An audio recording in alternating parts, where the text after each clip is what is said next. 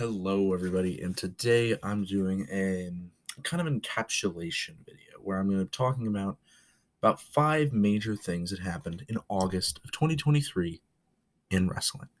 Now, there are a lot of choices here. I could have gone with stuff from New Japan, WWE, AEW, Impact, Stardom. There were a lot of options. That's my point. And I went with 5. There's 1 from WWE, 3 from AEW, and 1 from New Japan and Impact. It's a combination. So we're going to start with one of the AEW ones. This is in chronological order, and a few of the main events. So the first one was Dynamite 200. Now, for those who don't know, Dynamite is the Wednesday show for AEW, also known as All Elite Wrestling. Now, Dynamite was the first thing that AEW really did as AEW, and they celebrated this at Dynamite 200, which was the 200th edition. Mind-blowing, I know, which was after about 4 years of it existing. AEW came into existence in 2019, however, the roots are from 2018. And this show was really big. There were a lot of big names on it. There were huge matches, title shots, etc. But the main event was a woman named Hikaru Shida becoming the new women's champion. Now, it's been discussed in more recent times that the women's division has not been treated very well in AEW, WWE, etc. But at the time, this wasn't discussed as much, and this was a really big moment. And this allowed for Hikaru Shida to be more into the main event scene when she did really deserve it. A few weeks, I think about a week later, SummerSlam for WWE came out, and this was a somewhat well-received show. It's a month or two removed. It looks a little worse than it did when it happened, and a lot of people didn't enjoy the way that the Bloodline storyline developed. I'm one of those people. I don't think it was developed correctly. But overall, it was something that allowed storylines to continue, evolve, etc. The main event was Jimmy Uso appearing during the main event, which was between his brother, Jey Uso, and Roman Reigns, who has been undisputed Universal Champion for, at the time, around 1,100 days, 1,100. And this was big because the previous pay-per-view, Money in the Bank, which was in July. And this was big because the Usos fought Roman Reigns and Solo Sikoa, who is their younger brother, and won. They pinned Roman Reigns, which hasn't happened since 2019. And people didn't like this because, okay, now we're just repeating the storyline again. And nowadays, it's been rumored that what they want to do is have Uso versus Uso at WrestleMania, which is the biggest event for WWE.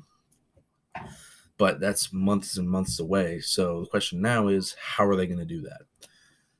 In other news from August, Multiverse United 2 happened, which was a collaboration show between Impact Wrestling, which is, I would say, the 4th biggest wrestling company, and New Japan Pro Wrestling, which is the 2nd biggest. If you're wondering, the top 4 are in order: WWE, New Japan, AEW, Impact. And then there's millions of other promotions below that.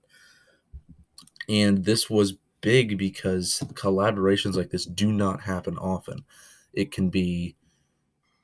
Collaborations like this normally happen in much smaller promotions, like, the local promotion to wherever you are. There's maybe been a collab recently. But this was big because it had Alex Shelley defeating Hiroshi Tanahashi, and Hiroshi Tanahashi is really, really good, and Alex Shelley is really, really good.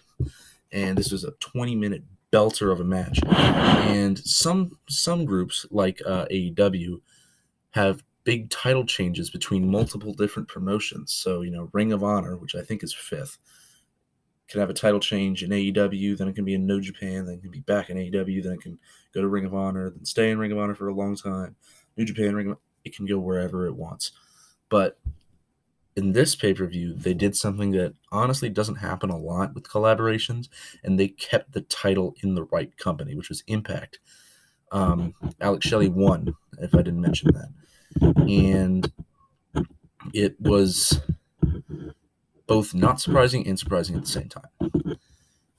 And lastly, there was AEW All In, which has been regarded as the biggest wrestling show of all time. Now, you might say, oh, but AEW All In only had 80,000 live participants.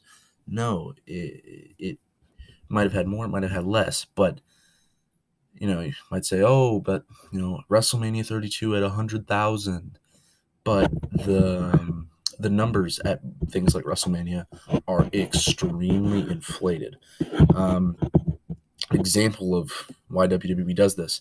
I don't remember which Mania this was. I think it was WrestleMania 9 or 10, but they had booked the Coliseum, and this was when WWE wasn't very big. So they booked a stadium with, I think, 100 or 200,000 seats.